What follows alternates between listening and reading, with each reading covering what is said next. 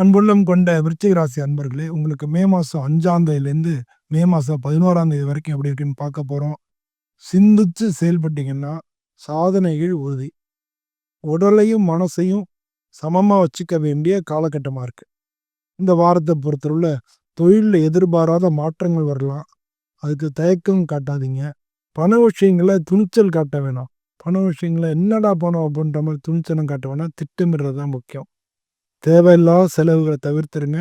அப்போ வருமானம் நம்மள்ட்ட சேமிப்பு கூடும்.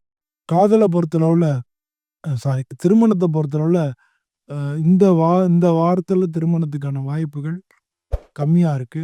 உறவுகள்ல எதிர்பாராத சண்டைகள் ஏற்படலாம். ஆனா நேர்மையா எதிர்கொள்ளுங்க. எல்லாமே சரியா போகும். ஆரோக்கியத்த பொறுத்தல மன அழுத்தம் அதிகரிக்கும். தலைவலி, நரம்பு சம்பந்தப்பட்ட பிரச்சனைகள் வரும். நீங்க 3 வேளையும் தவறாம சாப்பிடுறத பழக்கப்படுத்திக்கங்க.